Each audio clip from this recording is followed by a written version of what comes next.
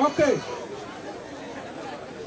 On dit souvent que si la tête est là, les genoux n'ont besoin ou n'ont point besoin de porter les chapeaux. Très rapidement. Alors, bonsoir à toutes et à tous. Bienvenue à l'église à ciel ouvert, initiée par nous-mêmes pour affranchir les âmes amorties par la pauvreté, la misère, toutes catégories. Afin que les hommes et les femmes reconquièrent leur dignité en repossédant leur esprit, en redevenant propriétaires des textes qui sont déposés sur leur cou, en redevenant propriétaires d'eux-mêmes et en faisant en sorte que l'université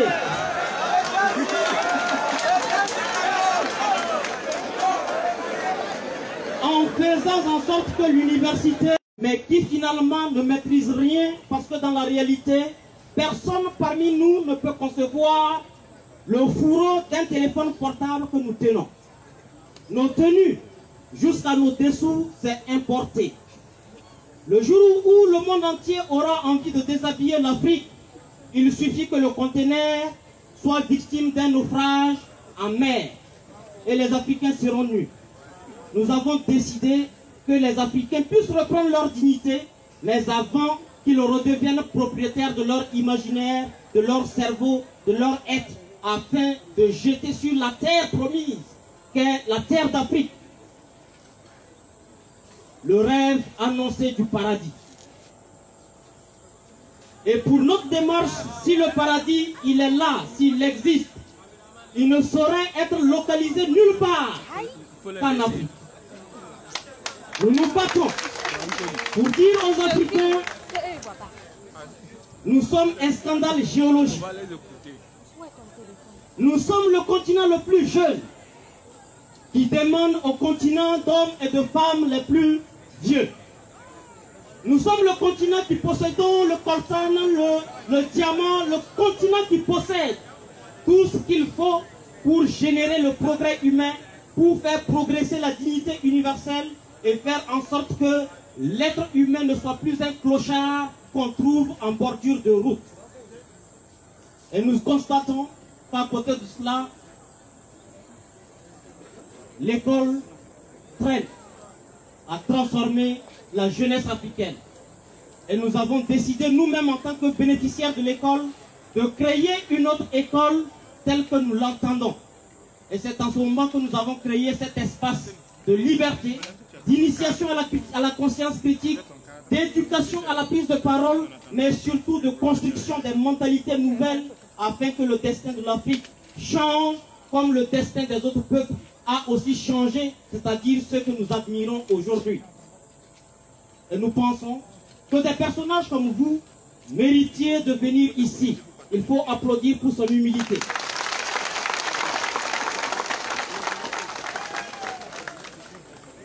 Avant vous, nous avons reçu des hommes et des femmes aussi de votre humilité. Je voudrais qu'on rende un vibrant hommage à Lilian Thuram, international et footballeur français qui a remporté la Coupe du Monde de 2010. Je voudrais aussi penser au prince parolier, Youssoufa, qui était à ma droite, comme vous l'êtes en ce jour, pour vous annoncer que vous irez au paradis, mais c'est ici, en Afrique. Je pense à Claudie Siard, je pense à tous ces aînés, je pense à l'ancêtre Théophile Obenga, fondateur de notre esprit d'autonomie. Il faut applaudir pour ce père qui, malgré l'âge, ne s'est pas peiné pour venir ici. Mais enfin, on ne peut pas être ingrat en ne vous disant pas merci, parce que si vous n'êtes pas là, tous ces gens ne seront pas passés. Il faut vous dire merci à vous-même du fond du cœur. Makoso, c'est sans protocole. Le peuple universitaire est là. Vous avez dit qu'il faut qu'ils sortent en tas. Mais je pense qu'ils sont sortis en plusieurs tas. Donc vous avez plusieurs tas.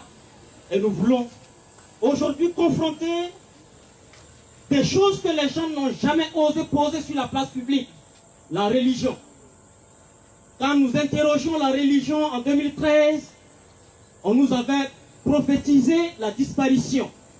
8 ans après, nous sommes plus que jamais gaillards et annonçons des avenirs promoteurs.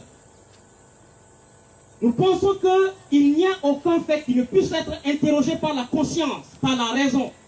Dieu ne nous a pas donné la raison pour qu'elle sommeille. Il nous l'a donné pour que nous l'utilisions pour éclairer nos vies.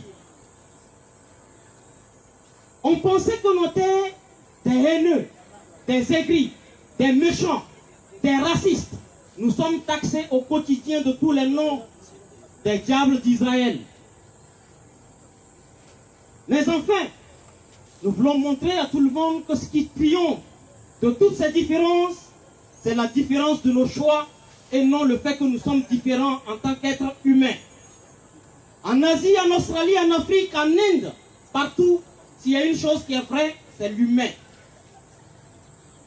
Et nous voulons montrer à tout le monde que nous connaissons les pistes qui mènent vers la tolérance parce qu'on vit dans une époque où les discours religieux sèment la haine, sèment la division, sèment et affaiblissent le tissu de la dignité et des ponts qui doivent exister entre nous. Pas plus que 2 semaines, nous avons esté l'église catholique de Gunguen en justice et elle devra répondre de crimes, de viols, de dignité d'un peuple qui a droit à la différence et que personne ne puisse, avec les flammes, détruire la foi d'un autre peuple. Et nous croyons fermement que l'humanité est belle parce qu'il y a des grands, des petits. Il y a des gens habillés en jaune, il y a des gens habillés en noir, il y a des gens habillés de plusieurs couleurs et que c'est l'ensemble de ces couleurs qui font la beauté de notre univers. Toute personne qui marche au travers de cela nous aura sur son chemin. Nous aimons les courts, nous aimons les minces, nous aimons les grands, nous aimons les semi-grands, nous aimons tout le monde parce que nous pensons que tout le monde est indispensable à la beauté de l'univers. Et nous pensons qu'il est bon d'être chrétien, il est bon d'être musulman, il est bon d'être hindouiste, il est bon d'être bouddhiste, mais il est encore mieux et plus bon d'être soi-même. C'est-à-dire humain. Beaucoup s'interrogent. Comment un cadre comme nous refusons, nous invitons un monsieur comme Camille Makosso, qui est un pasteur. Mais ils ne comprendront pas. Et ce n'est même pas la peine de s'y traîner. Il y en a, c'est après 50 ans, ils vont comprendre ce qu'on fait comme choix aujourd'hui. Il y en a, c'est après plusieurs retours sur la terre qu'ils vont comprendre. Il y en a qui ont compris dès l'instant que je parle. Il y en a qui ont compris dès l'instant que nous avons annoncé. Il y en a qui ont compris avant que nous n'annoncions. Et il y en a qui ne comprendront pas après cet événement. C'est naturel. Nous comprenons cela. Mais nous disons que c'est nécessaire. Parce que entre Camille et moi, arrêtés ici, je ne ressens aucune méchanceté pour lui. Et j'en suis certain qu'il ne ressent aucune également pour moi. Pourquoi nous devons être divisés au nom d'un Dieu qui voudrait que cela soit ainsi? Que les musulmans aillent à part et ils regardent les chrétiens comme des impies, des cafres qui périront dans les flammes de la géhenne. C'est méchant. Les propagateurs de tels discours doivent être arrêtés, punis, avant qu'ils n'enflamment l'humanité tout entière. Pourquoi le chrétien doit voir le musulman comme étant la bête à abattre, tel qu'a annoncé dans certains récits du Nouveau et de l'Ancien Testament? Il faut vider de nos livres dits saints tout ce qui est méchant et contre le règne humain, afin que la tradition nous ressoude et nous reconnecte à la dignité première, c'est-à-dire à l'humain lui-même. Nous recevons Camille Makosso et vous êtes tous là. Et aujourd'hui, Camille Makosso va nous parler des problèmes que la religion peut permettre de résoudre ou ont résolu depuis leur avènement en Afrique.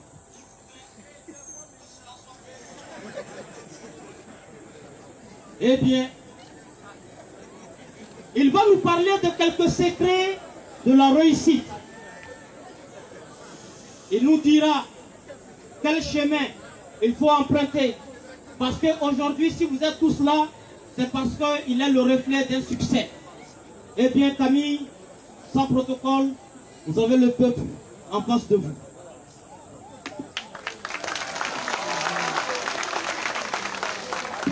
Test. Test. Merci. J'aimerais vous dire merci. Oh, mais laissez-moi sur le haut ici. Ok. Donc, là, comme ça, payer bombardé.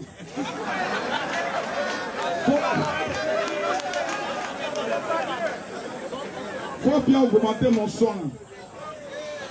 Je n'ai pas une bonne voix. Donc, il faut bien augmenter pour qu'on m'entende bien. Je tiens à saluer la tribune qui me permet d'être ici aujourd'hui. Voilà, c'est bon. Tu iras au paradis sans passer par la mort.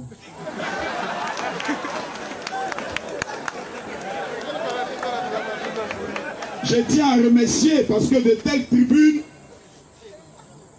sont importantes pour qu'on se parle. Voilà. Laissez-moi y enlever mon petit bouton là pour que je parle bien. Pour ceux qui ne me connaissent pas, c'est pas bien grave. C'est la preuve que vous êtes possédés. Ne pas connaître Makosso aujourd'hui à ce siècle-là, c'est un délit. Je me présente alors à vous. Je suis le père fondateur de la Haute Académie de la Marmite. Certains m'appellent El Bandios. D'autres m'appellent le bois de manioc. Parce que même moi, partout, mon frère, je pousserai. Et je te montrerai comment avoir l'argent. Même dans le désert, on peut vendre le sable du désert pour avoir de l'argent. Comment le vendre? Je peux t'apprendre ça. Je suis Camille Makosso, 41 ans. Je n'ai pas un grand niveau scolaire parce que j'ai préféré le banditisme à aller à l'école. Donc je me suis arrêté en second. Je ne sais même pas comment je suis arrivé là-bas. J'ai mon frère étude qui est fait là, c'est 6e, 5e. Et après, mon père m'a dit, comme la journée tu ne vois pas clair, on va t'amener au cours du soir.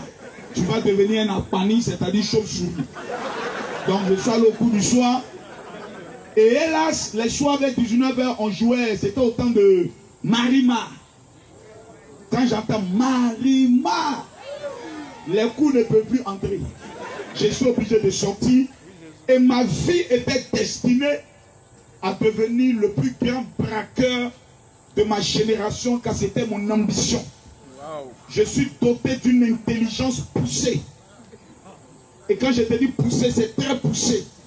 À partir de rien, je suis aujourd'hui l'influenceur le plus redoutable de la francophonie, capable de déstabiliser un régime politique à partir de ma bouche et à partir de Facebook. Aujourd'hui, étant à plus d'1,8 million abonnés, je pense que le Gabon étant à 2 millions d'abonnés, je gère pratiquement un État dont les habitants de cet État sont les marmailleurs. J'en vois plusieurs parmi ici, même s'ils n'ont pas encore les cartes d'identité, je reconnais leur visage. L'esprit de la marmaille est dans leur corps. Je suis un homme vrai, simple, amical, tel que vous voyez sur les réseaux sociaux. J'ai appris à aimer l'homme en tant qu'être humain. J'aime le Burkina Faso parce qu'on dit que c'est un pays pauvre, n'est-ce pas? Au pas c'est menti. Voilà, on classe les pays les plus pauvres, nous-mêmes d'État. Voilà. La Côte d'Ivoire, c'est un pays PPTE. Donc nous sommes des pays pauvres, très endettés, on se cherche. Voilà. Avoir déjà même les visas, même, on sent beaucoup de galères dans certaines personnes. Mais en bas la galère. Voilà. Mais aujourd'hui, ceux qui m'ont invité m'ont tendu un piège. Parce qu'ils développent une thèse contraire souvent à l'évangile. On est d'accord. Mais ils ont défié le Daichi. Un peu de haut. L'homme tombé du ciel sans blessure, appelez-moi Camille Makosso. Je suis présent parce que je n'ai peur d'aucune question. Tant que cela est fait dans le respect de la personne. Mesdames, Mesdemoiselles et Messieurs, on me pose la question aussi dangereuse. Qu'est-ce que les religions qui sont quittées chez les Blancs? et chez les Arabes ont pu apporter quelque chose à l'Afrique? C'est ça la question, non? C'est ça, non? C'est-à-dire, ils ont amené église, ils ont amené mosquée, Bouddha est venu, bon, et quand même mange aussi dedans. Toutes ces religions ont pu apporter quoi? Et à quoi même ça sert tous les dimanches d'aller à l'église et tous les vendredis d'aller à la mosquée et de lire au Coran qui est écrit en arabe et dont on ne peut pas faire la prêche en français et tout est en arabe? À quoi ça sert? Est-ce qu'on n'a pas marmaillé les Africains dans un système de voler nos richesses et de nous rendre abrutis? Très bonne question. Vraiment, il faut être un esprit pour sortir d'un tel engrenage où je me sens entouré, où toutes les caméras sont sur moi. Les gens se demandent qu'est-ce que le gars va dire, où est-ce qu'il va taper poteau, où est-ce qu'il sera humilié. Mon avenir se joue ici aujourd'hui. C'est là on saura si Makosso est vraiment un homme de Dieu ou s'il ne l'est pas. Faites-moi confiance. Je ne viendrai pas vous séduire. Mon ami, il y a un niveau dans la vie, tu ne cherches pas à convaincre les gens. Celui qui veut, il croit. Celui qui veut, il ne croit pas. Tant que ça ne change pas mes millions qui sont de mon compte bancaire, à nous en les. Mais on va se répondre. Parce qu'en 22 ans de ministère où je suis pasteur, je suis pas pasteur depuis 5 ans. Je fais mon doctorat en théologie cette année. De 1999 à aujourd'hui, je suis pasteur. 22 ans de ministère, 33 pays visités pour apporter l'évangile. J'ai vu des paralytiques se lever, des aveugles voir, des sourds entendre. Personne ne peut venir me convaincre que je suis dans l'erreur. Parce que le premier signe qui vient confirmer une religion, ce n'est pas les discours, car tout le monde parle. Mais c'est la preuve par des miracles que ce que tu dis est la vérité. Raison pour laquelle Jésus dit, voici les signes qui accompagneront ceux qui auront cru. À partir du moment où il n'y a pas de signes, prouvant la véracité de ce que tu dis, tu es un menteur. Car si c'est parler, tout le monde parle.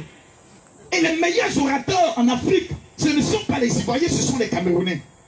Mais mes chers amis, je vous ai parlé de moi en vous disant que mes ambitions étaient de devenir braqueur. Comment un braqueur devient aujourd'hui un prédicateur de la croix?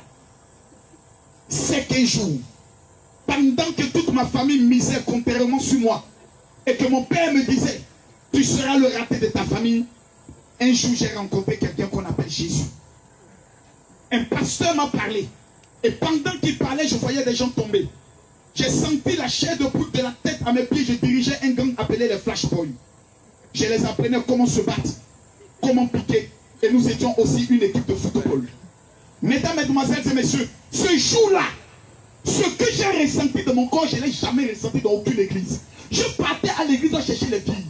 Mais je ne voulais jamais marier une chrétienne parce que dans le temps, on disait, ce sont les plus vilaines filles qui partaient à l'église pour chercher des maris. Donc là-bas, il n'y avait pas les jolies filles. Donc il fallait mettre un système en place pour que lorsque une se convertit, on couche avec elle pour déshonorer son corps. Comme alors un jour, le bandit, le voyou, le gangster donne sa vie à Jésus. Mes frères, je suis chrétien. Je ne suis pas né chrétien, je suis devenu chrétien. Parce qu'un jour, quelque chose s'est passé dans ma vie. J'ai entendu des gens dire que ce sont les Blancs qui nous ont amené l'évangile en Afrique. On est tous d'accord. On est tous d'accord. Mais c'est le plus grand mensonge qu'il a été donné à la race noire. L'évangile n'a pas été connu par les Blancs avant nous. C'est une erreur. Dites, tous les chrétiens, levez les mains. Tous les musulmans, levez les mains. Que Dieu bénisse les musulmans. Que Dieu bénisse les chrétiens. Maintenant, ceux qui ne croient rien aussi, levez vos mains aussi. Voilà, alors. Voilà, c'est la liberté. Qui a dit celui qui ne croit rien, c'est un démon. Il y a aussi les traditionalistes. Il y a aussi les traditionalistes, les gens qui croient aux traditions africaines. Je reviendrai ça même. Nous sommes tous des Africains, non? Donc on peut citer la vérité entre Africains. Voilà. Mais le premier mensonge qui doit quitter dans vos vies, ce ne sont pas les Blancs qui ont fait rentrer l'évangile en Afrique. Bonne question. Le séquille là se trouve dans la Bible. À partir, et pour ça il faut souvent lire un peu, c'est important. Dis mon général révèle, je révèle. Si tu ne dis pas mon général révèle, je ne vais pas révéler. Dis encore mon général révèle. Si tu dis mon général accélère, j'accélère. Donc on va retourner même dans la même Bible que les Blancs qui nous ont amenés là. À partir de Actes chapitre 8. Qui est l'homme? Qui est l'homme? Qui est cet Africain qui a prêché, à qui on prêche l'évangile? Actes chapitre 8. La Bible révèle que le premier Africain avant entendu parler de Jésus était l'eunuque éthiopien, ministre de l'économie. C'est pas n'importe qui, mon frère. Il était ministre de l'économie de l'Éthiopie. Actes chapitre 8. Quand vous continuez, c'est à partir de Actes chapitre 15 que l'apôtre Paul apporte l'évangile à Thessalonique, en Grèce. Donc, entre les Africains et les Européens, qui a connu l'évangile?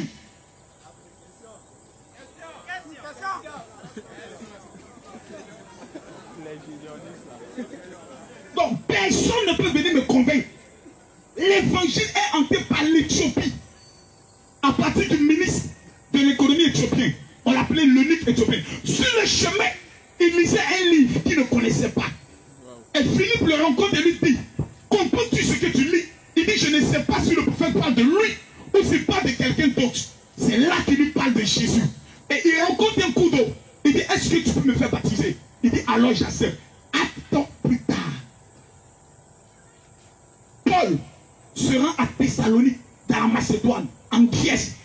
Et c'est là qu'il apporte l'évangile aux Européens. C'est un mensonge de dire que les Européens ont connu Jésus et l'évangile avant nous. Premier mensonge. Maintenant, il ne faut pas confondre les missionnaires catholiques qui sont venus apporter leur évangile à ce qu'on appelle l'évangile. Ce n'est pas la même chose. La religion n'est pas l'évangile. Maintenant, on me dit qu'est-ce que ces religions ont pu apporter à l'Afrique. D'abord, ce n'est pas de notre faute. Hein. Et ce n'est pas de la faute des Blancs. Si nous-mêmes, Africains, souvent, nous ne sommes pas assez gens. On vient te présenter un miroir. Et puis on dit, il faut vendre ton oncle. Jésus a quoi avoir dans cette affaire? On vient te présenter un tissu. Et puis on dit, vends ton parent. Nous avons vendu nos frères, nos soeurs, pour être esclaves aux États-Unis, dans les champs de canne à sucre. S'il vous plaît, retournons dans l'histoire. L'esclavage n'a pas été créé par des Blancs. Avant que les Blancs arrivent, les Arabes au niveau de la Tunisie, les Arabes au niveau de l'Algérie, déjà pratiquaient ce qu'on appelle l'esclavage. Comment se fait-il qu'il y a des Noirs au niveau de l'Algérie qui étaient pires? Pourquoi les pharaons étaient des Noirs? Allons doucement, s'il vous plaît. Déjà avant l'arrivée des Blancs, nous étions déjà mauvais. On ne s'aimait pas. La preuve, jusqu'à aujourd'hui, on ne s'aime toujours pas. L'Ivoirien regarde le Burkinabé, il dit, toi tu es un Burki. Le Burkinabé regarde l'Ivoirien, il dit, vous là vous n'êtes pas éduqué, vous parlez toujours mal. Donc déjà nous-mêmes, on est mauvais. On ne s'aime pas.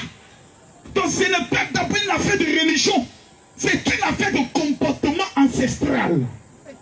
Mais on va retourner dans notre tradition tout à l'heure. Voilà.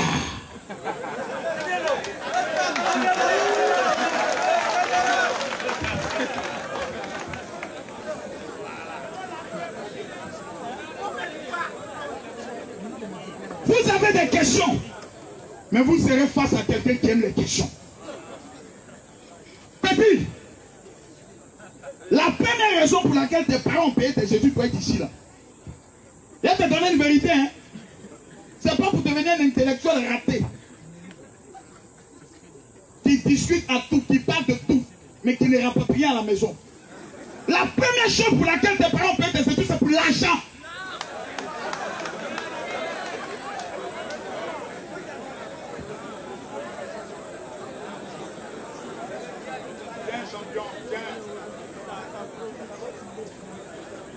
Je ne suis pas venu vous évangéliser. Je suis venu pour le débat. On est d'accord? On va maintenant rentrer en profondeur. On me dit que parce que nous avons abandonné nos anciennes traditions, c'est pour cela que nous sommes dans les problèmes. La question est de savoir, nos traditions nous ont apporté quoi?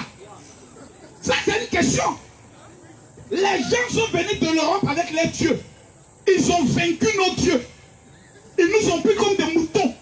Pour aller nous vendre. Donc, entre le Dieu perdant et le Dieu vainqueur, j'ai choisi qui?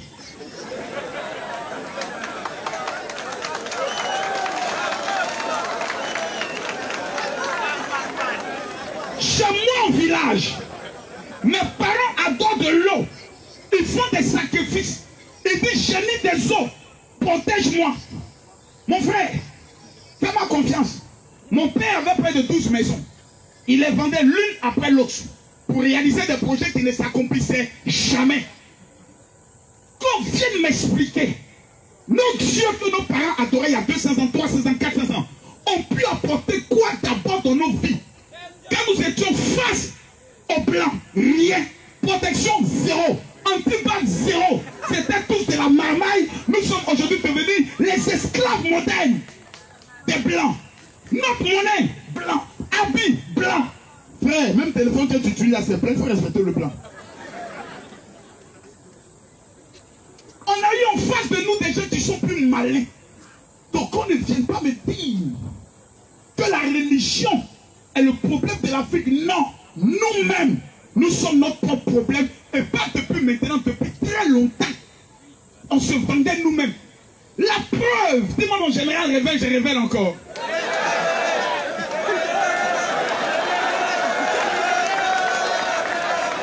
En Côte d'Ivoire, ma mère vient d'une ethnie qu'on appelle les Baoulés.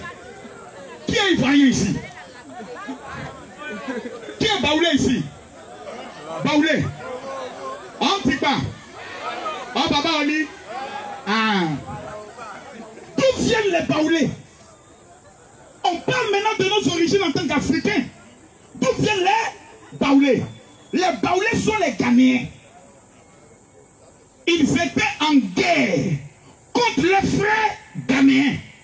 Ils étaient en train d'être exterminés par les frères ghanéens. Donc le noir tuait le noir. Les blancs étaient où ça? Voici comment ils ont trouvé une terre qu'on appelle la Côte d'Ivoire. Et ils devaient traverser l'eau pour rentrer chez nous. La reine Abla Boku, ce n'est pas une histoire imagée, c'est une histoire réelle. Elle était obligée de sacrifier son enfant au génie des eaux. Et des hippopotames se sont présentés. Et voici comment les Baoulés, les Agnis ont traversé l'eau. Donc, nous nous tuons. Donc, nous nous sacrifions. On peut jadis dans notre tradition. Quand un roi meurt, on doit tuer combien de vierges? Qui sont ces dieux qui boivent le sang humain? Qui sont ces traditions qui exilent nos sangs? Mes frères, nos ancêtres nous ont vendus.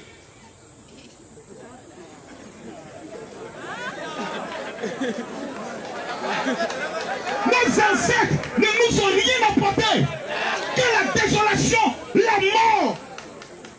Ils nous ont vendus au blanc parce qu'il était le chef traditionnel. Il dit prenez tous les gros bras, les bras valides, parce qu'on venait d'offrir un peigne à sa femme. Elle va se peigner, sera la plus belle. On lui donne un maquillage et il vend tous les bras valides. Voici aujourd'hui Mike Tyson. Les voici aujourd'hui. Carl Lewis. Lorsque vous dites aux Américains noirs, revenez en Afrique, il dit quoi? On dit reviens. Là où ceux qui nous ont vendus, on ne les reconnaît plus. Même le noir américain déteste l'Africain. Pourquoi? Parce que tout simplement, on a l'impression que le noir a un petit ton de vaillouseté et de méchanceté notoire qu'on se fait preuve à l'appui. Laissez la religion aller en Europe. Deux noirs se voient dans un magasin, ils ne se saluent pas.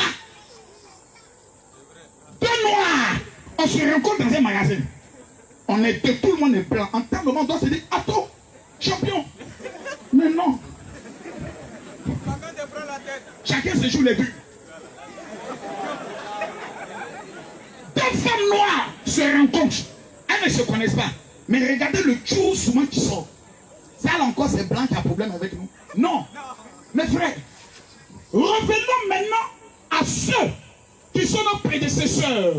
1940, 1950. Qui sont ceux qui sont allés signer les accords pour que notre monnaie soit vendue et soit fabriquée en France? C'est nous? Non. Ce sont les mêmes noirs. Parce que tout simplement, ils voulaient diriger leurs frères noirs. Ils sont allés signer des pactes avec le blanc pour être président et dans le but de nous gérer. La preuve, nous sommes dans des problèmes depuis 1960. Calm down. La Bible et le Coran ne sont pas les problèmes de l'Afrique. L'Africain lui-même, il y a longtemps, il était lui-même son propre problème. Au niveau du Burkina Faso, revenons à vous, il y a les Mossi. Il y a qui encore? Il y a qui encore? Il y a qui encore? Mais vous oubliez que dans les années jadis, dans les traditions anciennes, il existait des guerres entre tribus, oui ou non? Oui. Oui ou non? Oui. Il y a eu des massacres, oui ou non? Oui. Alors, dites-moi s'il vous plaît, le plan était là? Non. On est mauvais il y a longtemps.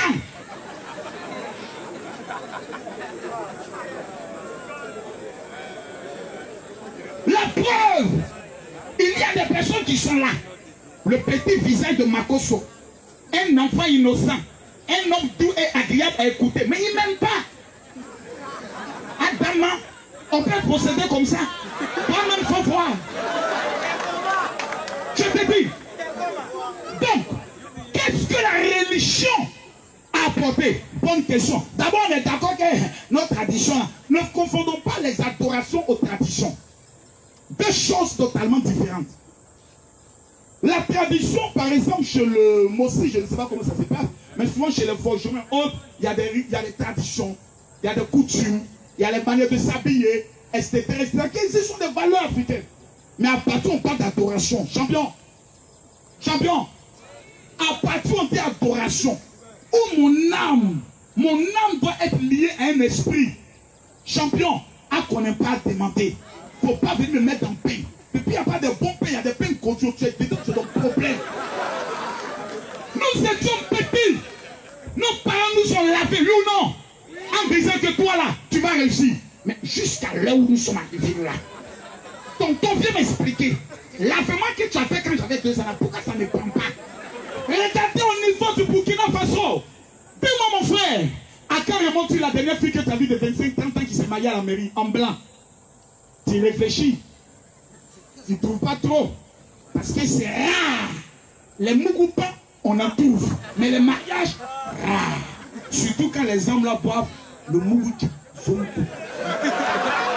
Il n'est pas bon de trop passer. Parce que tu deviens extrêmement dangereux. Frère! Nos ancêtres nous ont mis dans un problème délicat. Il y a des gens ici qui dorment. Mais tous les soirs dans les rêves, qui est celui qui les poursuit? Les animaux. Tu dors, tu as l'impression qu'il y a un homme noir qui est en train de t'étouffer. Tu veux crier, tu ne peux pas. Tout cela vient. Voici le problème spirituel qui existe. Parce que l'homme n'est pas un, l'homme est 3. Le corps, l'âme et l'esprit. L'homme est un Dieu. J'ai envie de choquer quelqu'un. Quelqu'un me dit choque quand je te choque. Si nous sommes d'accord que l'homme a été créé à l'image d'un, une image est une photocopie, et selon la ressemblance, ça veut dire que nous avons les mêmes fonctions. J'ai le plaisir de vous informer que ce n'est pas Dieu qui a créé le portable, ni la caméra, ni le satellite. Dieu a créé, l'homme a créé. La Bible déclare en psaume, vous êtes des dieux, cependant, vous mourrez comme des hommes. Pourquoi? Parce que la dimension de la divinité, nous ne l'avons pas encore compris. Seule la Bible m'a permis de savoir que je suis invincible, que je suis un Dieu. La religion m'a amené à comprendre mon identité vraie. Que 1000 tomberont à ma gauche, 10 000 à ma droite, je ne serai jamais atteint. La Bible est le meilleur coaching qui puisse exister. Qu'elle me parle des hommes tels que David, qui ont vaincu Goliath. Tu peux me dire que je suis en face de quelqu'un qui a pu que moi, mais j'ai une possibilité d'avoir la victoire. La Bible m'a appris dans le livre de Matthieu, de Jean, de Luc, à aimer mon prochain comme moi-même. Deux commandements suprêmes. Un, tu aimeras l'Éternel ton Dieu de tout ton cœur, de toute ton âme. Et tu aimeras ton prochain comme toi-même. La Bible m'a appris à aimer ma femme. Quand la Bible déclare, tu aimeras ta femme comme Christ aimait l'Église. La Bible m'a appris à respecter mes parents. Qu'elle dit, fils, honore ton père et ta mère. À cela tu auras longue vie. La Bible a changé ma vie. Mesdames, mesdemoiselles et messieurs, un homme appelé Gandhi disait un jour, Gandhi, c'est pas notre ami, c'est pas notre compagnon, c'est pas notre camarade, c'est un monsieur, c'est un prix Nobel de la paix. Il s'appelle Gandhi, un Indien, un homme pacifique qui n'a jamais fait de la violence. Disait, mais si tous les chrétiens se comportaient véritablement comme Jésus, tout le monde serait chrétien. Donc le problème n'est pas la Bible. Le problème c'est l'homme qui va à l'église, il est mauvais. Il y a des vieilles femmes qui deviennent chrétiennes, qui vont à l'église, qui tombent en tasse, qui disent sont prophétesses, et un matin qui viennent te dire ton mari là n'est pas ton mari, Dieu me dit. On peut être aussi sorcier jusqu'à ce point là. Donc le problème est l'homme. L'homme. Je dis bien l'homme. Qui a payé mon premier billet d'avion quand je partais en France? C'est un imam. Pourquoi je vais détester alors le musulman? Il est écrit dans le Coran 98 fois. Aime ton prochain. C'est l'homme qui est mauvais, qui s'assoit un matin et qui dit, je vais faire le djihad. Des braqueurs, des bandits, des petits foyous, des fumeurs de drogue qui ont raté leur vie. Prennent le Coran, mettent un petit chapeau, un petit pantalon sauté et il se dit, non, je suis un djihadiste. C'est un bandit. Il y a longtemps qu'il est bandit. Maintenant, comment faire pour tuer? Il se cache derrière la religion pour assoupir son destin et ses désirs, ses pulsions démoniaques de meurtre. Aucun homme n'est mauvais. Plus d'aucune religion n'est mauvaise. C'est l'homme qui se cache derrière la religion qui est mauvais. Qui fait l'interprétation des versets bibliques en fonction de ce qu'il arrange dans le but de dominer son prochain. Les Blancs nous ont amené un livre vide qu'on appelle la Bible. Ils nous ont pas montré la puissance. Mais en lisant la Bible, à partir de 1980, les Burkinabés ont découvert quelque chose. C'est le Burkina qui a apporté l'évangile à la Côte d'Ivoire. L'église évangélique, les plus de missionnaires, Assemblée de Dieu, venaient du Burkina, tel que le pasteur Adama. Frère, en 1998, une révolution part du Burkina, à partir de l'un des plus grands prédicateurs de l'Afrique francophone, qui s'appelle Mamadou Karambiri. Sa prédication a changé l'ordre des choses. On a vu des malades être guéris et une révolution a été mise en marche. L'homme est mauvais. Toutes les religions sont bonnes. Mesdames, mesdemoiselles et messieurs, je suis Camille Makosso, un révolutionnaire. Regardez à vos vies. La religion m'a permis à l'âge de 22 ans de me marier. Je me demande quel âge as-tu? Je me suis marié légalement à 22 ans. La religion m'a appris à savoir qu'il faut faire très attention. Il faut être prudent comme un serpent. M'a permis de pouvoir créer des entreprises. Et aujourd'hui, je suis multimillionnaire. 750 millions par an. Mon frère, fais-moi confiance, tout le monde n'est pas tes camarades.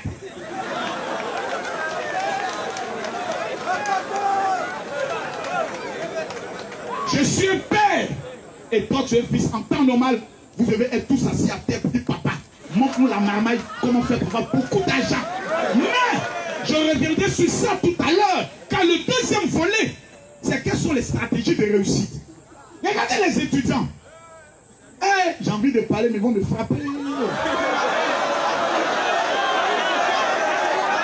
Je peux tout dire. Je peux tout dire. Il n'y a pas plus bête que l'étudiant. Maintenant, dis-moi, mon général, réveille, je te révèle.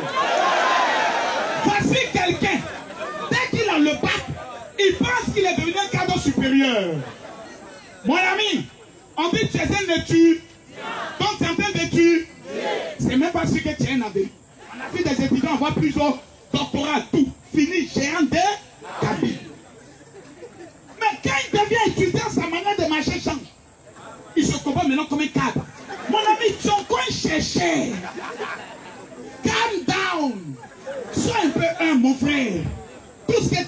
prendre là, ces papiers longueurs de blanc, ça ne va rien t'apporter dans ta vie.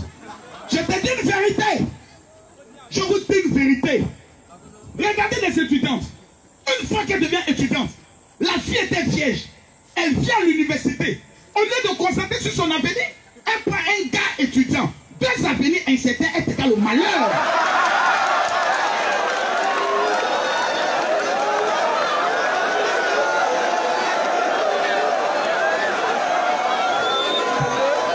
Général, c'est qu'est-ce qui fait que vous allez quitter ici, hein? Je constate que tous les mouvisseurs sont fâchés. Je constate que tous les maplosseurs sont fâchés. Je constate que tous les mouvements sont fâchés. Tu ne viens pas à l'université pour lever le caleçon d'une jeune fille. Tu viens à l'université pour préparer ton avenir.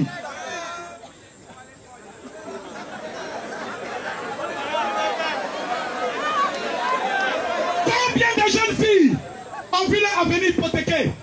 Parce que tout simplement en 2 et 3 heures du matin, au lieu d'étudier, elles faisaient Après, grossesse, on fait comment? Ah, est-ce que c'est sûr même que c'est moi? Ma jeune soeur, tes parents n'ont pas assez souffert pour que tu viennes jouer avec l'avenir. Ta mère aujourd'hui peut-être vit dans une case où elle se demande est-ce qu'un jour elle aura une fille qui viendra essuyer ses larmes.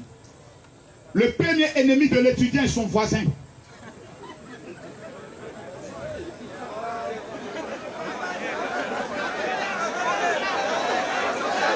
Le premier ennemi de l'étudiant, c'est son voisin. Il n'y a que le voisin qui vient te dire ouais, champion, c'est comment? Et puis, quand je vois des étudiants, l'avenir de l'administration, l'avenir de l'économie, ils marchent en nouchi. Voilà, nous, c'est la Chine. Petit, aucune entreprise ne te donnera de l'emploi parce que tu as un comportement suspect qui rime au banditisme. Car ce n'est pas ta connaissance qui te donne du travail, c'est ton attitude. La preuve, allez demander de l'emploi. Lorsque vous venez, vous passez toujours un entrée. Et c'est lors de l'entretien qu'on regarde, même pas souvent tes diplômes, on regarde ta motivation, on regarde ton engagement. Mon frère, fais-moi confiance. Ouais, le gars qui m'a reçu tout à l'heure, le Rasta, il a bougé un peu. Quand un Rasta arrive et quelqu'un est bien coiffé, qui est suspect?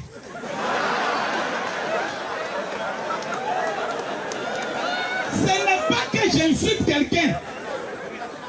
Mon frère, toi-même t'es là. Ta coiffure en peinture, ça fait bandit. Avez-vous déjà vu un banquier avec telle coiffure? Non. Parce qu'on veille sur l'apparence. Car Dieu regarde au cœur, mais l'homme regarde à la... Oh, c'est l'homme qui a te donné le travail. Donc si tu n'as pas convaincu par ton apparence, tu n'auras rien. Tu t'habilles en sexy pour aller, on t'appelle une tchandjou. Tu t'habilles en ensemble taillé, on t'appelle responsable. Donc il y a des tenues responsables et il y a des tenues de petite foi you. On ne connaît pas. Donc, la première clé pour réussir en tant qu'un étudiant, c'est tellement simple. Si tu me dis révèle, je révèle. D'abord, il faut avoir un rêve. Quel est ton rêve? Quel est ton rêve? Plusieurs personnes ici n'ont pas de rêve. Faites-moi confiance. Vos amis qui sont près de vous là, ce n'est pas vos amis. Hein. On s'est rencontrés par hasard à l'université, c'est là où on s'est connus. Sinon, je ne te connais pas. Quand je souffrais avant de marcher, le jour où je venais au monde, comment je pleurais pour sortir, tu n'étais pas là. Et c'est souvent ton ami qui te met dans des bêtises. C'est ton ami qui te dit, champion, c'est comment? On a qu'à cotiser un peu, samedi on va aller chauffer un peu. Un étudiant qui chauffe est un étudiant qui ira à l'enfer.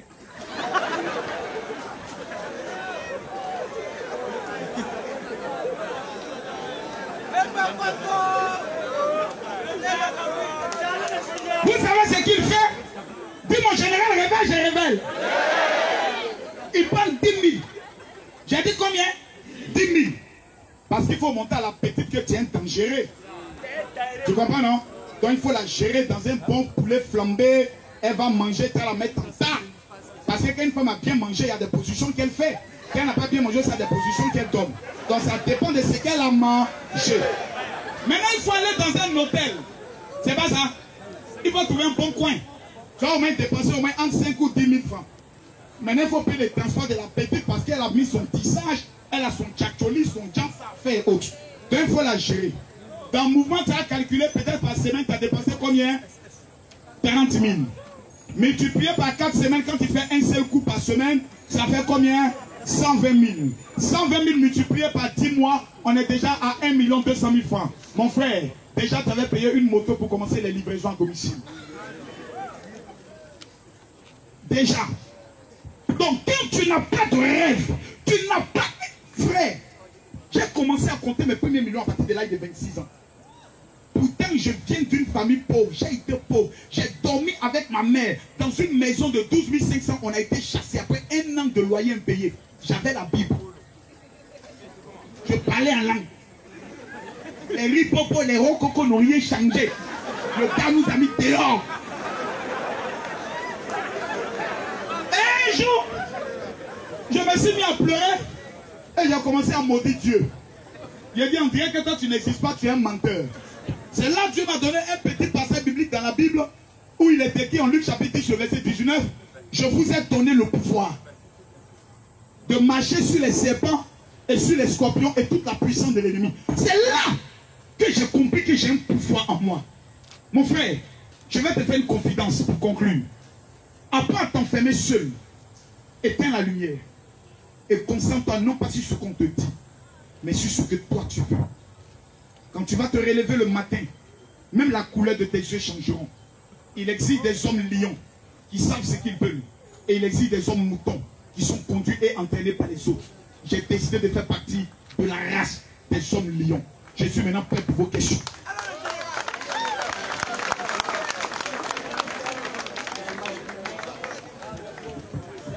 Alors j'aimerais vous demander encore une fois de faire une grande ovation pour le général.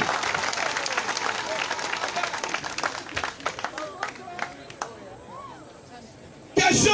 Avant d'aller à la phase des questions générales, Vous avez des questions? oui, nous avons des questions et nous avons deux choses à dire par rapport à tout ce qui a été dit. Et le général a demandé à ce qu'on l'appelle le père. Je pense qu'on doit être tous d'accord avec lui que, au vu de l'âge qu'il a et au vu de notre âge et des espérances que nous avons encore au stade actuel de notre vie, nous devons l'appeler le père. Appelez mon frère, c'est mieux. Non, on va l'appeler le père d'abord. On va l'appeler le père, mais ici nous sommes sur un espace de vérité.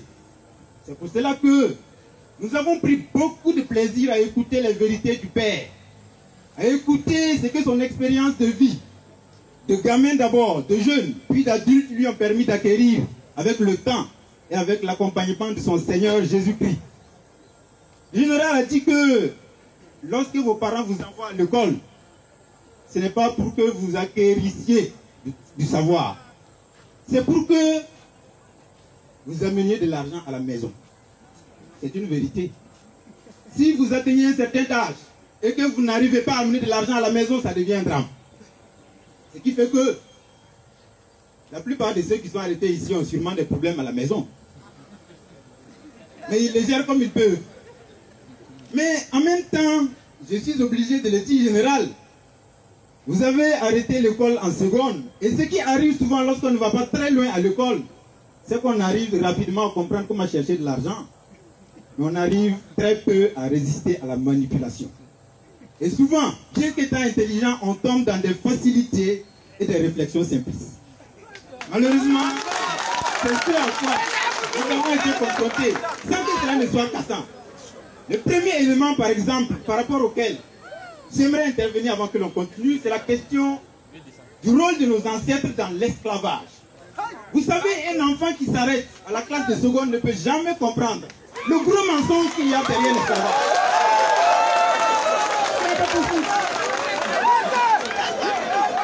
Cet enfant-là, nous ne pouvons pas lui être, on ne peut pas lui tenir rigueur de ce que l'école ne lui a pas appris.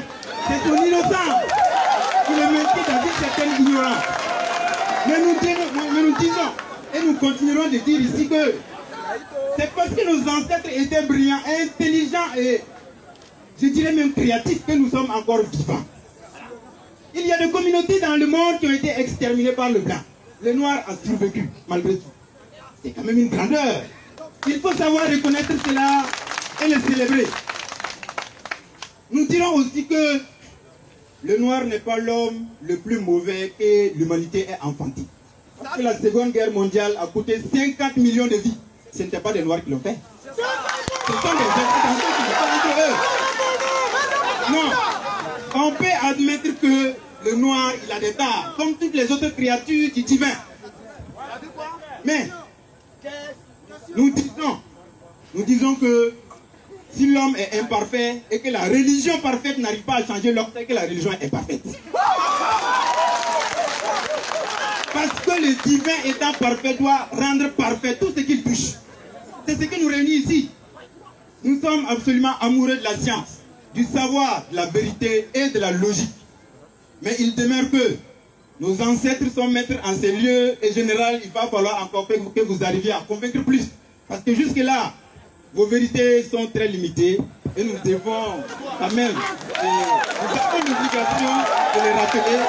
Oui, nous devons les rappeler parce que nous entendons mieux. Nous sommes d'accord quand même qu'il y a du sens là-dedans. Chaque jeune africain doit pouvoir se battre pour honorer sa famille, pour honorer son histoire, pour honorer sa jeunesse et honorer son pays. Mais en Afrique, nous avons besoin de bâtir des destins communs et non des destins individuels. Or, la religion permet de bâtir des destins individuels comme le vôtre. Vous avez un grand destin, mais c'est individuel. Quand est-ce qu'on parvient à faire de toute la jeunesse africaine une jeunesse avec un destin brillant, collectivement, comme le vôtre? C'est la question? C'est la question. D'abord, je vais te répondre sur 2 points. Numéro 1, il a parlé de l'histoire que nous apprenons. Qui nous enseigne cette histoire? Qui nous enseigne cette histoire? Nous lisons les manuels de qui? Nous lisons les manuels de qui à l'école? Qui sont ceux qui ont rédigé notre histoire? Qui ont fait nos frontières? S'il te plaît, ne viens pas me dire alors que je dois croire en l'histoire de celui qui est mon ennemi et qui m'amène à être un abruti. Cher ami, je préfère aller.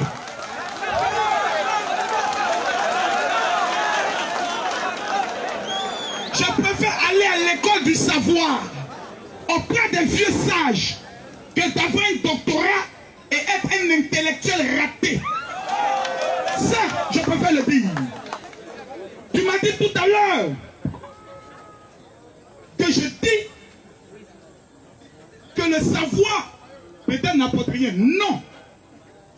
Puisque c'est grâce à ton diplôme que tu passes une entrée. Mais ce dont je parle, ce sont les savoirs des débats inutiles qui ne peuvent pas te rapporter de l'argent, qui remplissent ta tête, qui t'amènent à être hors de la société et à la fin tu deviens le ridicule et la honte de ta famille. Mon cher frère, je vais revenir. Je ne suis pas ici pour faire le débat du blanc et du noir. Puisque le téléphone que nous utilisons tout à l'heure appartient au blanc. En vérité, laisse-moi finir. En vérité, pour moi le blanc n'existe pas. Le noir n'existe pas. Puisque si je suis dans un avion, que nous faisons un crash, que j'ai besoin du sang, oh, et que je me sens, oh, quand on prendra le sang du blanc pour le mettre en moi, mon organisme ne va pas le rejeter. Nous sommes d'abord tous des êtres humains. Mais nous avons ce qu'on appelle la diversité de peau. Allons en profondeur par rapport à la question, parce que dans tout ce que tu as dit, tu n'as posé une seule question.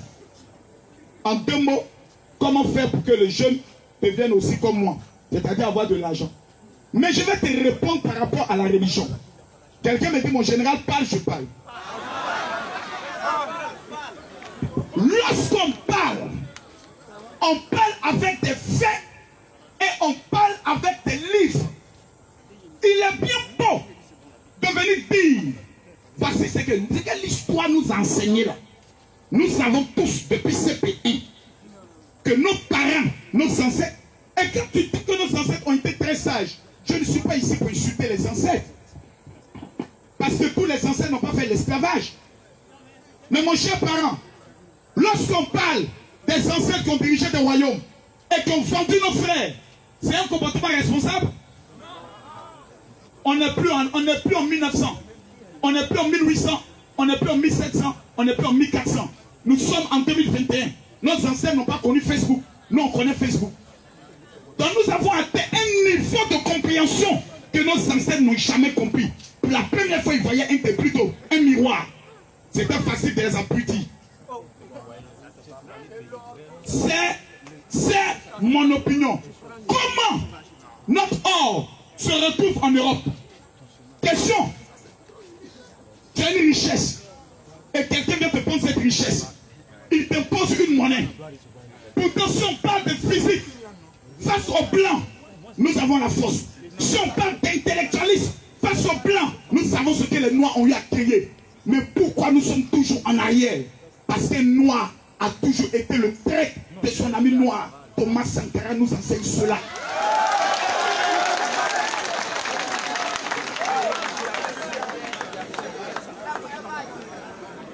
Qui a vendu ces faits noirs? Qui a vendu ces faits noirs? Je ne parle pas des blancs. Si les blancs ont eu la guerre mondiale, ça c'est leur problème à eux. Moi je parle de mon continent. Notre problème, c'est un problème où c'est toujours le noir qui a vendu le noir. Patrice Lumumba nous l'enseigne. Qui a vendu? Tout dernièrement, le président du Tchad, assassiné. Et on veut nous faire croire qu'il a pu une arme tirer sur un général et le Gakov général a riposté.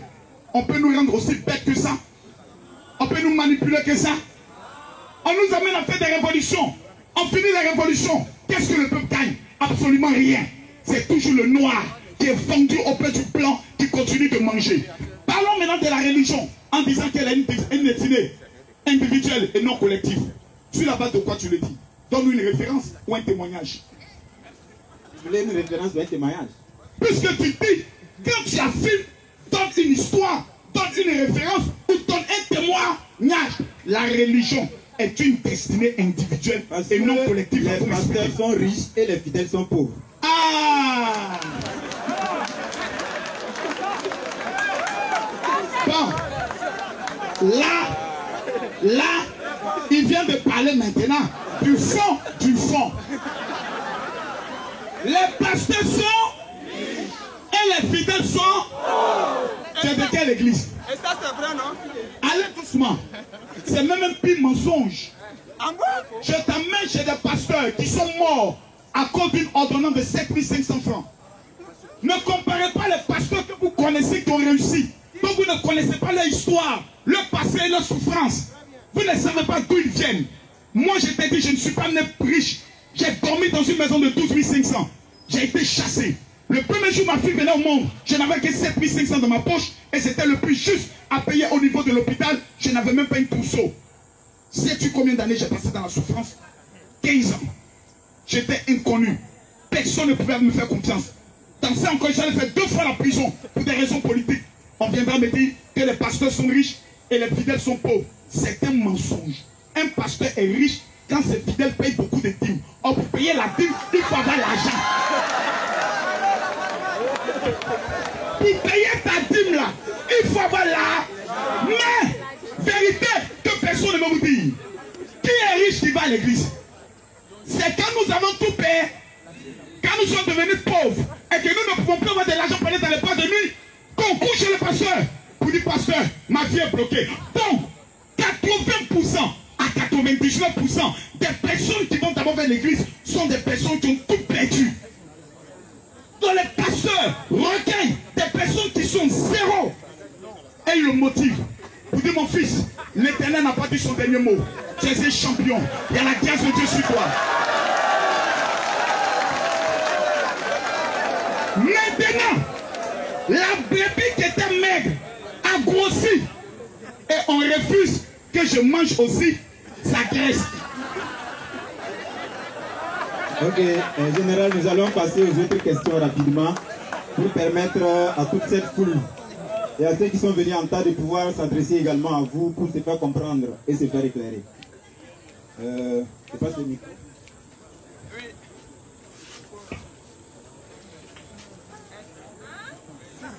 Mathieu, oui, il faut monter, il faut monter. Tu montes là. Voilà. Ok, bonsoir à tous. Bienvenue au Burkina Faso. Et d'abord, avant de commencer, excusez-moi, mais vous avez dit quelque chose qui m'a beaucoup frustré. S'il vous plaît. Je suis un enfant de pasteur. Mais un enfant de pasteur qui ne roule pas dans V8. J'ai vu mon papa souffrir. Je connais des pasteurs qui roulent dans des V8. Je connais des imams qui roulent dans des V8. Mais ça, on n'en parle pas. C'est pour dire que le pasteur, il est riche. L'imam, il est riche. Si ses fidèles sont riches. Et il y a des pasteurs qui ont souffert, qui ont créé leur entreprise. Chers amis, si on blâme ces pasteurs-là, nous sommes des ingrats et nous sommes mauvais. Je reviens. Nous, entre nous ici, combien de nos frères ici ont créé quelque chose que le gouvernement n'a pas accompagné? Est-ce que ça veut dire que c'est le blanc qui est contre nous? Il y a un jeune à Bobo qui a créé une ampoule. Quand il rentre, c'est assez automatique. Immédiatement, ça s'allume. Je vous dis que le jeune est resté à Bobo, dans la zone non lotie. Ils sont venus seulement, ils ont filmé, ils sont partis. Bref. Et papa, pose-moi la question. Ma question est la suivante. Tu es enfant de pasteur. Et je vous suis à Tout à l'heure, on va vérifier l'offrande. Amen. Ok. Je vous suis il y a longtemps. Je vois tout ce que vous faites. Tout ce que vous avez dit aujourd'hui là, c'est vrai. Vous avez parlé du côté du volet religieux. Vous avez parlé aussi du volet professionnel. Moi, ce qui me préoccupe, c'est le volet professionnel. Et en Côte d'Ivoire, j'ai vu que vous avez accompagné tellement de jeunes. Ma question est la suivante. Est-ce que ici, parmi nous ici là, vous pouvez au moins lancer cette initiative pour les jeunes qui ont des projets, vraiment de sincères projets, pour vraiment accompagner ces projets? C'est une question. Il dit, est-ce que, comment, pourquoi, ce sont des questions. Parce que pour moi, il ne suffit pas. Moi, j'ai déjà rempli des dossiers pour aller déposer pour un accompagnement de projet. Mais peut-être, je ne sais pas si beaucoup l'ont fait, mais je n'ai rien reçu. Je n'ai rien reçu. Et peut-être ça ne dit rien à quelqu'un. On est arrêté ici, là, on se connaît. Peut-être vous êtes comme moi, on n'a pas 1000 francs. On n'a rien. C'est ma question. Voici un jeune Burkinabé qui ira au paradis sans passer par la mort. Un homme vrai. On est ici, on n'a pas 1000 francs, on n'a pas 2000, on se joue les dangereux. Makoso, c'est que tu fais à Abidjan, parce qu'à Abidjan, il faut le reconnaître. Je suis quand même le seul pasteur qui donne l'argent aux gens pour financer les projets. Hein.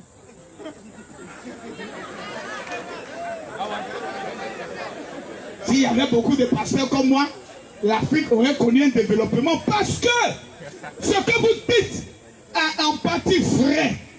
Quand vous dites que souvent la religion a échoué quelque part, moi je peux vous dire que la religion n'a pas échoué sur le plan humain, mais la religion a échoué sur le plan économique.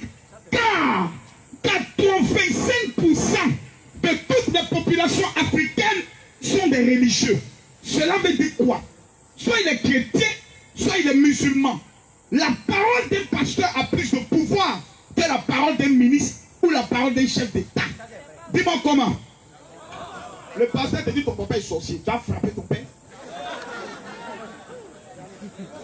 Ou bien, l'imam te dit, demain là, si tu sors, tu vas mourir. Et son gros chapelet. T'as déjà sorti. Même si le président du Sud a dit, monsieur le président, je ne vous connais pas. Toi-même, peut-être, je ne vais pas voter, je ne vais pas voter contre toi. Donc, il y a cette vérité qui existe. Si les religieux, comme Makoso est tenté d'apporter une révolution économique à partir de la religion, utilisent les dîmes et les offrandes pour financer les projets des jeunes qui viennent à l'église, qui gagne le plus? C'est le pasteur. Parce que le fidèle ira travailler, il viendra rembourser, il payera sa dîme et tous ses voisins vont se convertir dans ton église. Car dans ton église, on donne l'argent. Donc ce qui m'arraille, légal, fais-moi confiance. J'ouvre une église ici et je dis tous les jeunes venez. Après 3 mois de présence dans l'église, nous avons un département de formation dans le domaine des projets. Vous recevez un financement. J'aurai la plus grande église de tout Ouagadougou. Mais ce que tu dis, révèle d'une stratégie de la marmaille. Et vu que j'en suis le maître, j'ai le droit de te parler. Les étudiants n'ont pas reçu leur financement de projet pour 2 raisons. Première raison, tous les gouvernements africains sont souvent dirigés par des abrutis, des incompétents, qui refusent que l'étudiant aille au bout de son cycle scolaire parce qu'il deviendra assez intelligent pour reconnaître que souvent même le ministre qui le dirige ne connaît rien en matière d'économie. Donc, on va vous amener à faire des grèves, on va vous amener à vous énerver, on va vous amener à vous révolter. Et pendant que vous faites des révolutions, le verbe manger est conjugué par ceux qui sont au pouvoir. Donc vous êtes dans un pain, et pas un bon pain, un pain gojo. Dès lors, comment faire? Les syndicats d'étudiants doivent créer une autre révolution. La révolution par l'identification de tous les étudiants sur l'université. On doit avoir les noms, numéros, téléphone, quartier et projet. À partir de là, considérant que les étudiants sont ceux qui ont porté les plus grandes révolutions, même à renverser des régimes, vous avez un pouvoir de chantage devant le gouvernement. Comment? 65% de la jeunesse sont des jeunes. Plus de 65% de la population sont des jeunes. Dans chaque famille, on trouvera quelqu'un qui est un étudiant. Donc l'étudiant représente une famille. Identification. Après l'identification, formation. Après formation, mesures d'accompagnement. S'il vous plaît. Au niveau de la Côte d'Ivoire, nous avons lancé un vaste projet d'identification de tous les jeunes qui ont une idée et qui ont un projet. Ça n'a pas été fait ici. Mais je te donne une information. C'est à vous de vous organiser. Si vous vous organisez, l'argent est là. L'argent est un esprit qui se trouve quelque part. Pour aller le prendre, il fallait toujours le prendre avec la manière. C'est l'organisation qui amène l'argent. Écoutez-moi s'il vous plaît. Quand on me dit que c'est à cause de la France que l'Afrique n'est pas développée, ou à cause du blanc, j'aimerais vous ramener directement au Nigeria. Première puissance économique de l'Afrique, qui eux aussi ont été colonisés par des Anglais. On me dit, oh non, les Anglais sont mieux, mais les Français sont... Non, c'est une question de mentalité. Nous avons eu le malheur d'avoir pour symbole le coq. Et eux, l'aigle. C'est pas la même chose. Le coq ne voit pas loin. L'aigle va en hauteur. Donc, si nous voulons atteindre une autre dimension de la réussite, nous devons avoir la vision de l'aigle. Chers amis, constituez-vous. Sans projet concret, vous nous les apportez. À notre niveau, voici mon représentant au niveau des étudiants. Monte au devant. On appelle à Dibaté. Big. Wow. Voilà. C'est un Dibaté. Si lui tombe à l'aiguille pour le soulever, c'est problème. Voilà. Okay. Et là, on pourra prendre le soin d'accompagner. Question. Oui. Une autre question. Oui. Merci pour la parole donnée. Je tiens à saluer le général Maputo. On sent que c'est un grand orateur de la manière dont il tient le micro, c'est un esprit. Je tiens à saluer toute l'Assemblée présente. Mais moi, j'ai une toute petite intervention et en même temps accompagner des questions à l'égard de mon général Maputo.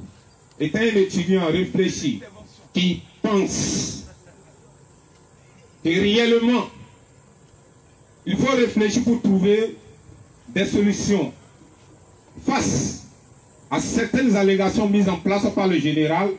Moi, je viens remettre en cause, dans un état rarissime et gravissime, les propos mis en place par le général. D'abord, le général a eu à réitérer qu'il ne faut pas comparer la culture et la spiritualité.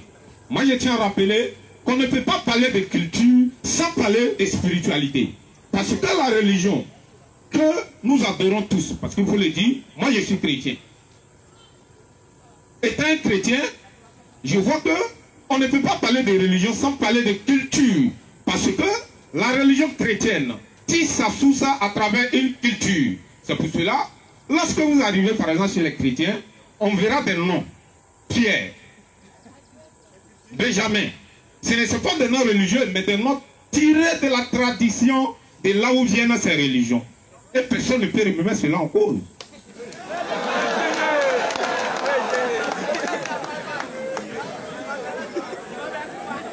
Et lorsque je me pose encore des questions, sur la question, si elle ne répond pas ça là maintenant, j'ai oublié. des différentes, je viens, mon général, je vous demande de garder votre sang-froid pour que nous puissions avancer dans le but du débat et pour que chacun puisse apporter sa connaissance cognitive, lue à travers l'horizontalité et la verticalité des documents qu'il a eu à confronter dans son parcours universitaire. Aujourd'hui, lorsqu'on prend par exemple le vin et le corps du Christ,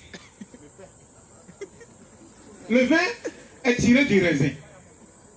Pourquoi ce n'est pas le vin de palme qui est mis en lieu et place du vin de raisin? C'est tout simplement parce que dans le territoire européen, le vin de palme est inapte aux conditions climatiques de ces territoires que le vin de raisin, qui est véritablement propice à la zone occidentale, permet aujourd'hui à l'Occident de mettre en place le vin de raisin en lieu et place du vin de palme.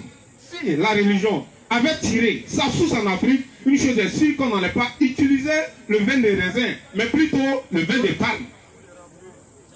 Et lorsque mon général réitère que la religion n'a pas posé des bases économiques, selon mes simples recherches que moi j'ai à ma possession, l'Église catholique détient 20% de la réserve d'or du monde entier, la plus élevée de toute la planète Terre. Cela ne constitue pas une richesse pour l'Église catholique qui a son siège qui se trouve au Vatican. Et lorsque on prend la religion musulmane, avant la découverte du pétrole, la première ressource économique de l'Arabie Saoudite était la Mecque. Cela a permis à l'Arabie Saoudite de se bâtir une économie colossale, inégalable dans le Proche-Orient. Ces deux tenants de ces deux religions se sont construits à travers la religion. Lorsque on se prolonge encore et qu'on prend l'Église catholique, c'est 20% d'or.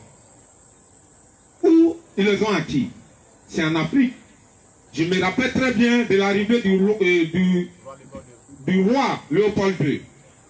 Il a réitéré qu'ils ne viennent pas pour apprendre aux Africains comment prier, comment aller au paradis. Parce que les Africains connaissent déjà Dieu plus que nous. Il faut avoir le courage de le dire. Et la vidéo existe.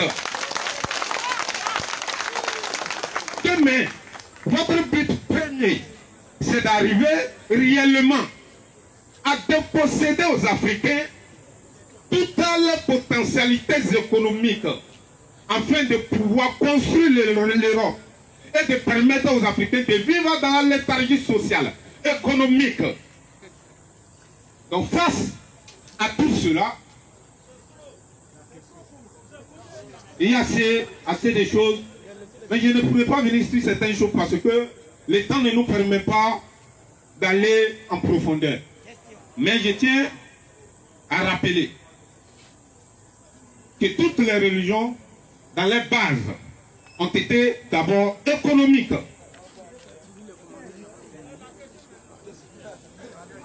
Ma question est de savoir. J'ai lu un document qui m'a touché parce que je suis un chrétien, mais j'ai encore l'esprit critique. Je pose assez de questions au pasteur. Aujourd'hui, j'ai eu la chance de croiser le pasteur Camille Makosso dans le but de soulever ma question et de le savoir. Cheikh Anta Diop, dans son document intitulé Civilisation ou barbarie, plus précisément à la page 411, il réitère que l'Afrique est le berceau de l'humanité, des sciences, des arts, de la culture, des mathématiques, de la physique, qui ont pris leurs sources à partir de l'Égypte antique. Et que l'Afrique est le berceau de l'humanité qui a permis à mettre l'homme en place dans son document intitulé son dernier message à l'Afrique et à l'humanité. Je reviens d'abord sur le document parce que on ne parle pas dans le hasard et dans le vide. Il faut aller à travers des sources documentales.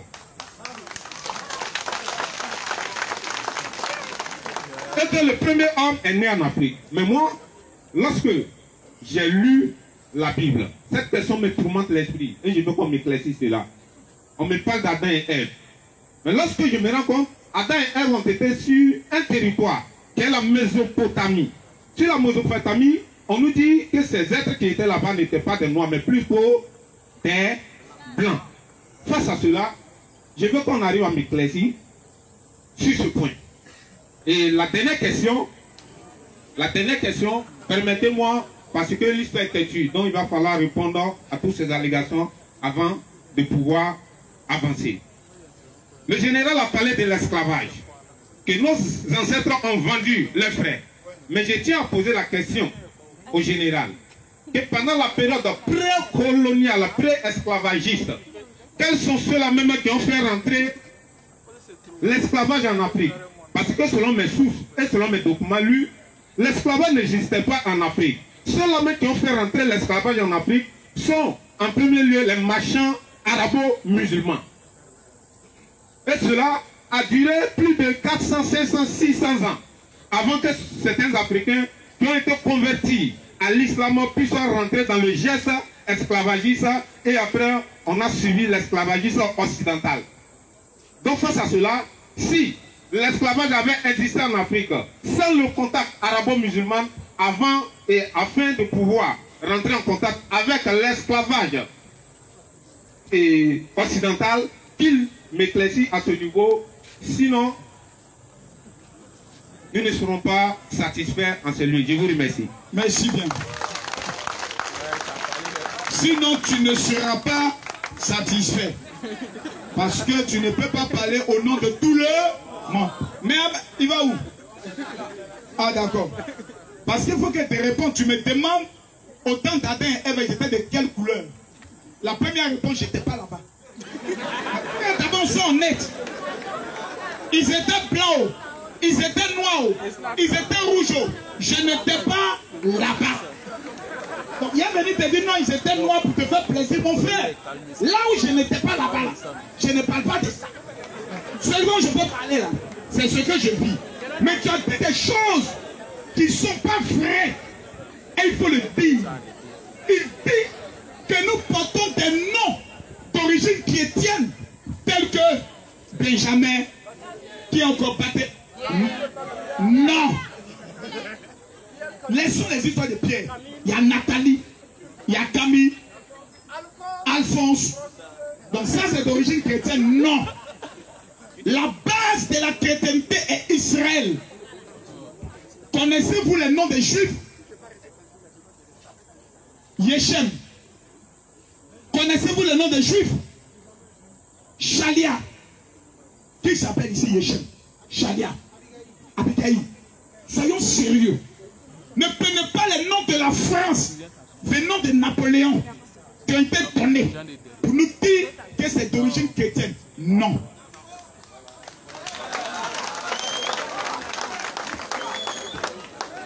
Parce que dans sa logique, l'évangile qui nous est prêché vient des colonisateurs, donc de la France.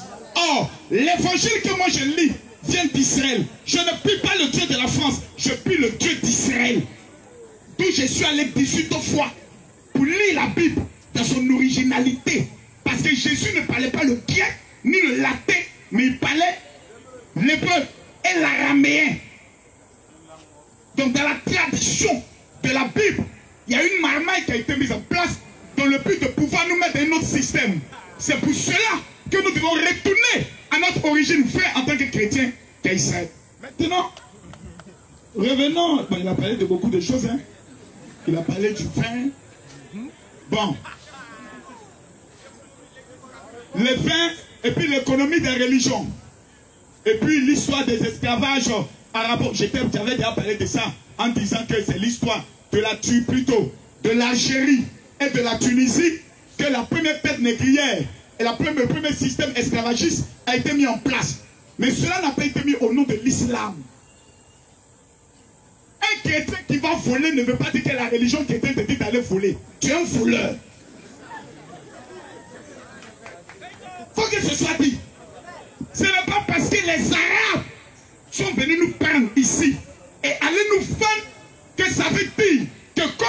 musulmans, l'islam a cautionné l'esclavage. Non, ce n'est pas vrai.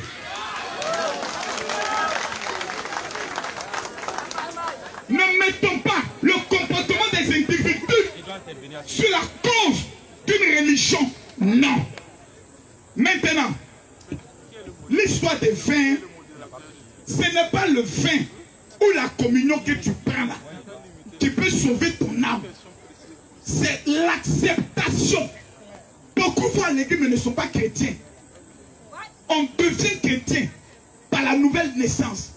C'est un phénomène spirituel qui se produit dans ton cœur que personne ne peut expliquer. Tu es là, tu dis Jésus vient habiter dans ma vie. Et tu sens que dans ton cœur, l'envie de coucher avec une femme, l'envie de tuer disparaît. Et tu as envie de toujours chanter en disant son sang a coulé. Ça là, ça vient de toi. C'est un phénomène spirituel. Beaucoup disent je suis né chrétien, c'est une erreur. On devient chrétien.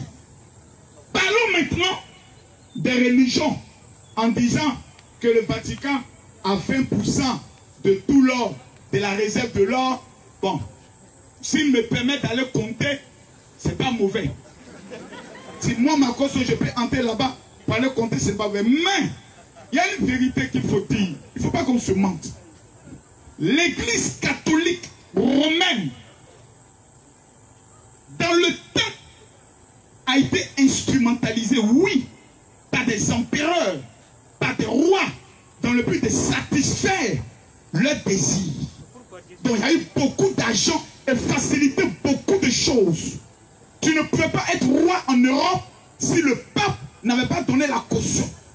Quand tu commettais un péché, tu dois prendre de l'argent pour aller demander pardon au Père. Donc on constatait que l'Europe devenait pauvre et le Vatican devenait riche. Et le premier révolutionnaire qui a été capable de dire non est un Allemand. Il est où mon frère? Je vais te rappeler l'histoire.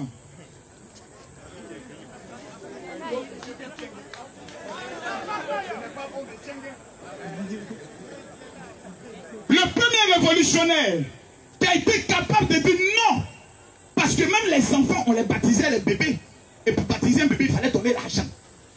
Donc c'était une marmite bien organisée. Même pas d'abord en Afrique. Entre eux-mêmes là-bas d'abord. Le premier révolutionnaire était un Allemand. Il s'appelait Martin Luther. Fondateur, créateur des églises luthériennes. Les deuxièmes révolutionnaires étaient les Ménonites.